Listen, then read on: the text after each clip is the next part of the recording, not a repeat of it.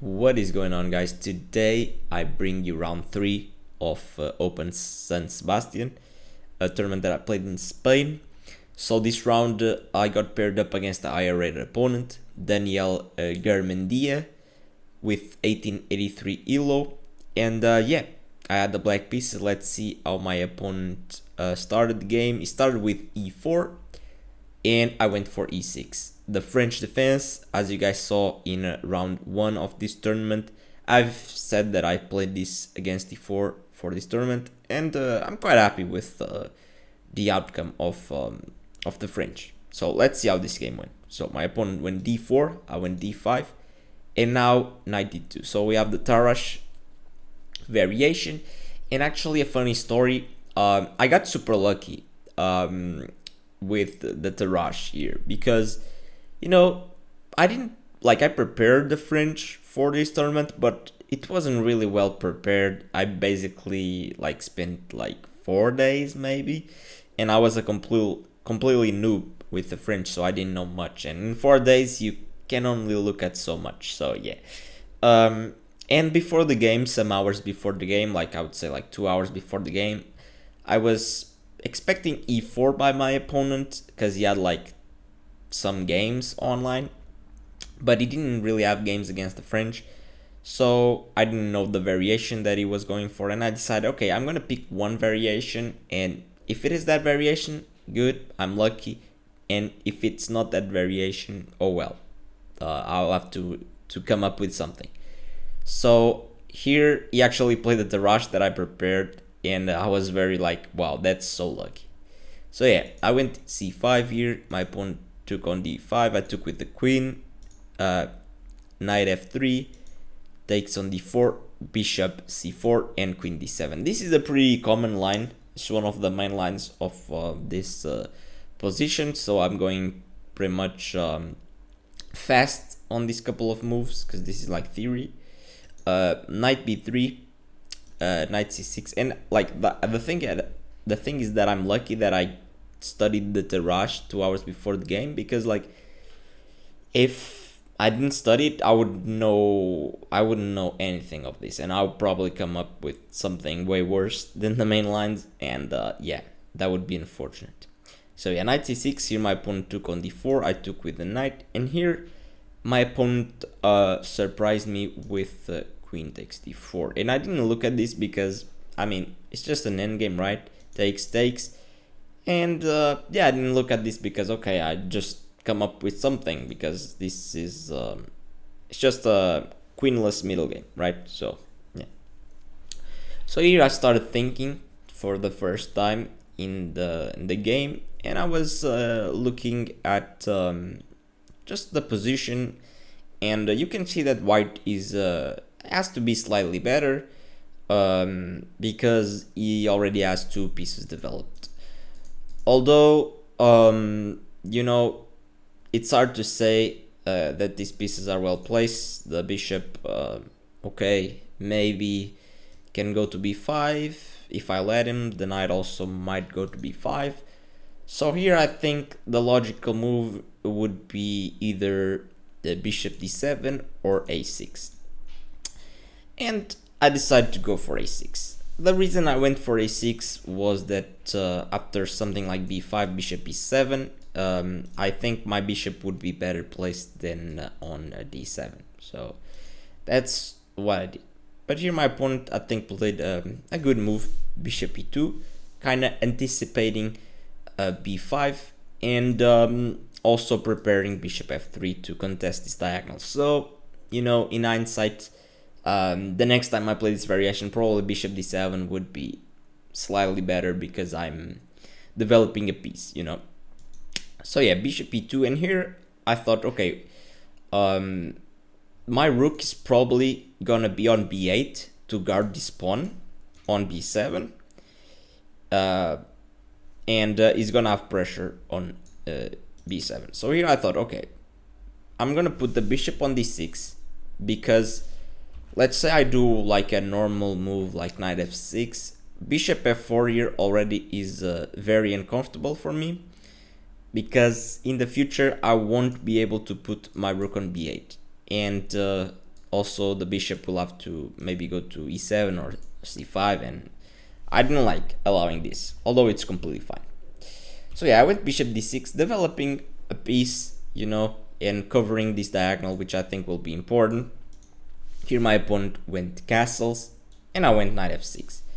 And I just want to point out that here the computer really likes the e5 move, which I definitely considered, but I didn't know if I wanted to be that quick on this move, because okay, during the game I was looking at knight f3, for example, attacking this pawn, and yeah, here the computer just says f6, although I don't know, it feels kind of weird to make so many pawn moves and have no pieces developed. Here, for example, after let's say castles, I feel like the computer says that black is way better, but for me it's kind of hard because you know, my opponent is almost fully developed, and I still have all my minor pieces and rooks on the back rank, as well as the king. But the thing is that my pawns are really well placed, covering a lot of squares. So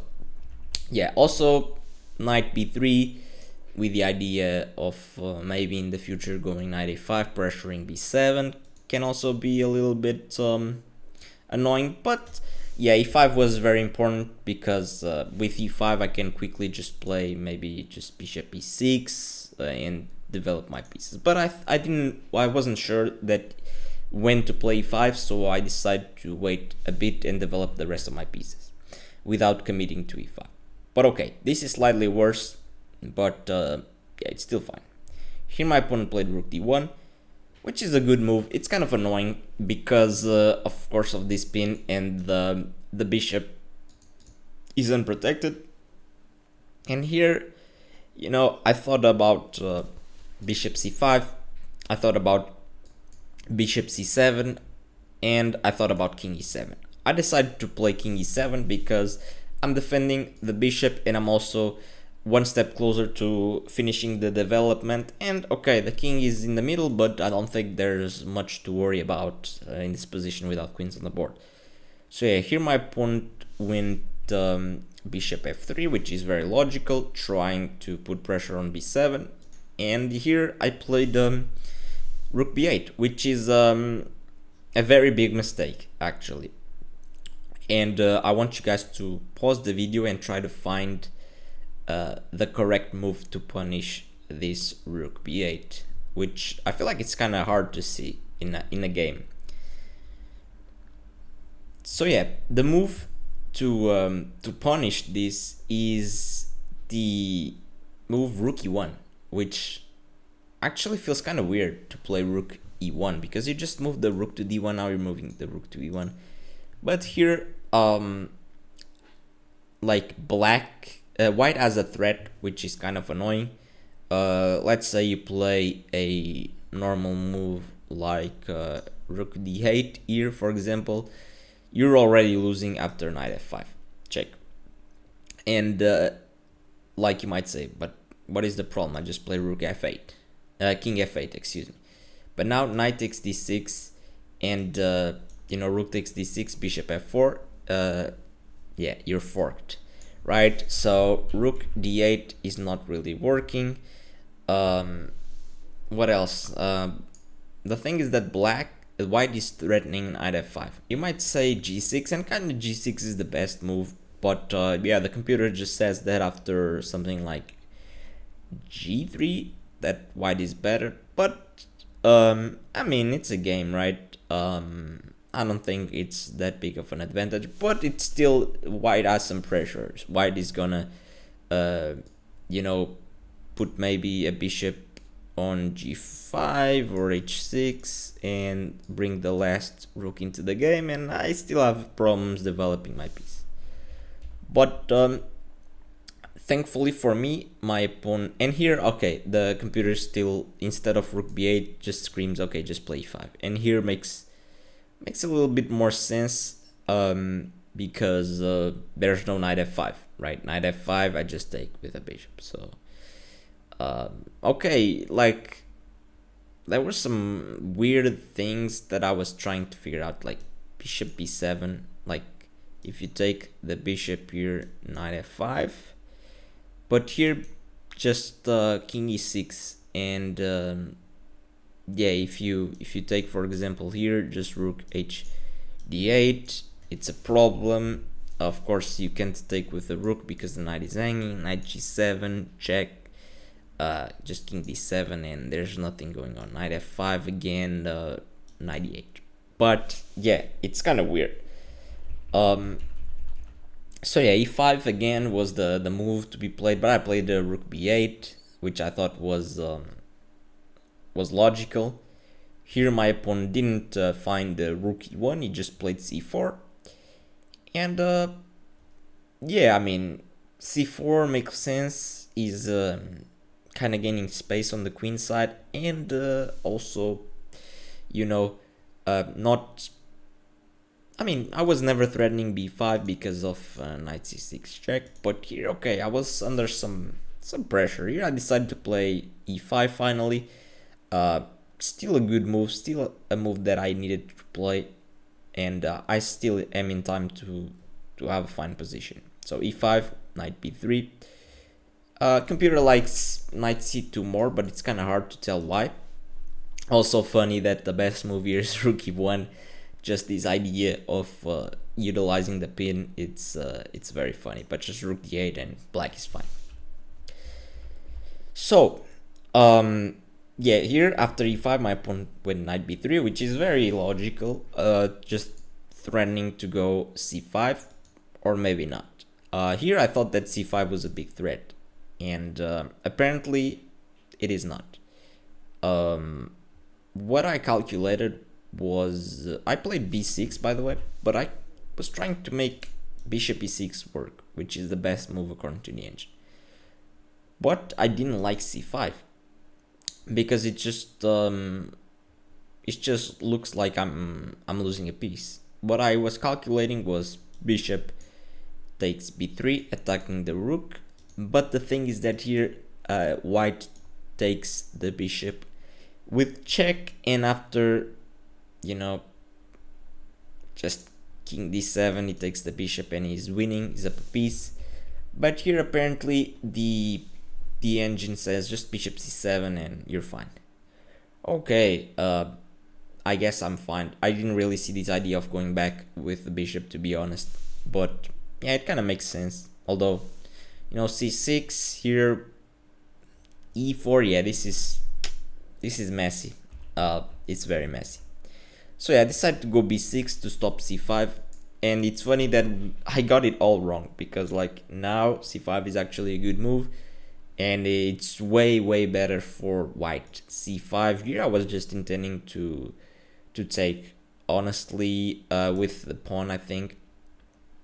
And here apparently knight a5, it's very annoying already looking at this square.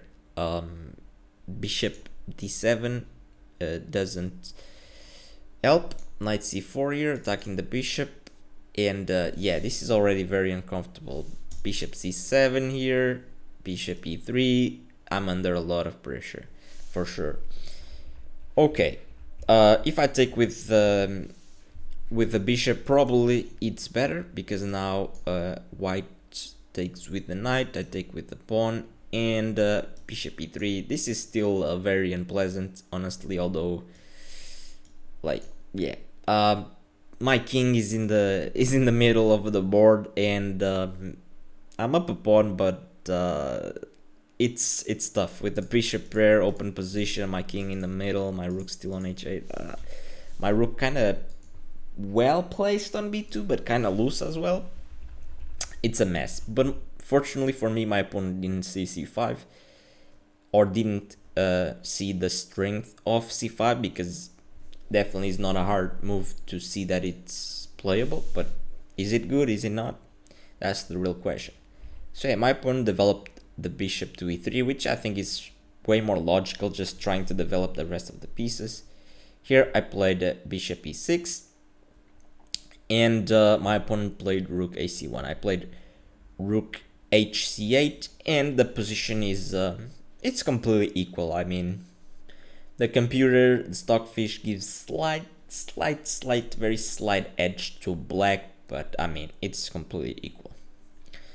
Here my opponent decided to reroute the knight to d2. Here I decided to play a5, which I feel like it's just a kind of a waiting move in my opinion, because I'm just gaining space on the queen side and I'm just waiting for him to show his cards, you know. Here he played a very timid h3, which I didn't really understand. I was kind of thinking that my opponent was also running out of ideas, which is a good sign if you think about it. It's like, and here I also kind of copied my opponent. I played h6, but I feel like my h6 made slightly more sense, because in some positions my opponent might threaten to pin my knight and take and double my pawns, although I'm not sure about that, because the bishop here I feel like it's very important in this open position. So giving up the bishop for just the doubling the pawns, it's a really tough decision to make, and it can really be a bad one if it doesn't work, because I can always threaten to just, you know, exchange my double pawns or something like that. So okay, I played h6. It's still a waiting move. We are kind of waiting because we don't want to commit ourselves. It's kind of hard for us to find a plan, and we're just waiting for the opponent to make a mistake. And here my opponent makes a very critical mistake. He plays b3, and at first sight it looks normal, because he probably wants to move the knight somewhere and he doesn't want to hang the pawn on c4. But after b3 I quickly find the best move, which is bishop a3. Very logical. Attacking the rook and asking, where does this rook want to go? Here my opponent was clearly frustrated, because there's a big chance that it just blunders the exchange. Here he played rook c3, and I realized that I was better and I was you know, controlling the game now, and I was trying to win the rook. That was my plan. Here I guess we had both like 20 minutes on the clock, and yeah, I was trying to figure out a combination that would win the rook. And first I repeated with bishop b4 to gain some time on the clock. He played rook c1 and I repeated again. Okay, and he went c3. And here, okay, we are reaching almost threefold repetition. So if I want a draw, I will have a draw. Like, he's not just gonna give up the exchange. As we can clearly see, he doesn't intend to play this position if he can. So I was of course looking at the move bishop f5, which is the critical move and the best move to try to win the exchange. But here I just couldn't win the exchange in my calculation because of knight b1. But so what I missed, and he also missed, because we talked after the game, was bishop b2. And yeah, bishop b2 just wins the exchange because this rook doesn't have squares.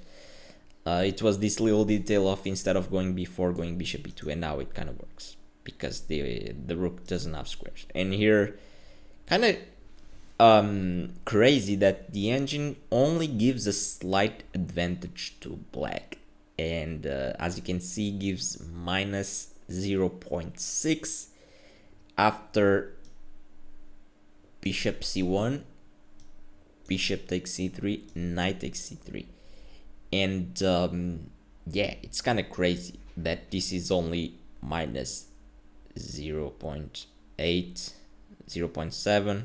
The computer is thinking for a while, but yeah, okay, I'm better, clearly better. I'm up an exchange, but my opponent has a lot of compensation because of the bishop pair, and you know, his queenside majority can probably cause problems uh, but yeah, here the computer just wants me to try to trade rooks, and yeah, it starts just giving counterplay to white, but I should have gone for this, of course. I mean, but you know, in the end, I was happy with the draw, and you know, I had 20 minutes on the clock.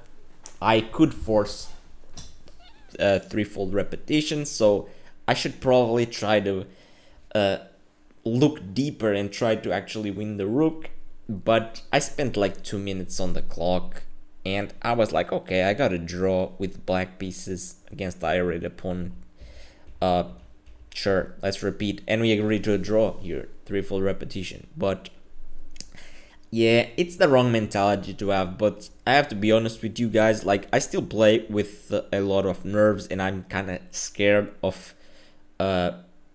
just higher rated opponents in general, and I was just trying to get like some points, a draw, and yeah, that for me that would be a good result. Although yeah, it always feels like I could try for more. I mean, I have a better position, like, but I was happy with the draw, and that's the end of the story. So pretty interesting match, a pretty interesting game here with the black pieces, just this queenless middle game, which I think it was very instructive, and I actually like these positions a lot, even though there's not many like tactics and checkmates and stuff like that. I still like these strategic queenless middle games. So yeah, this was the game. I ended up drawing, and yeah, next video I'm gonna play with the white pieces against also higher rated opponents, so make sure to stay tuned, and I'll see you guys next time. Bye bye, take care.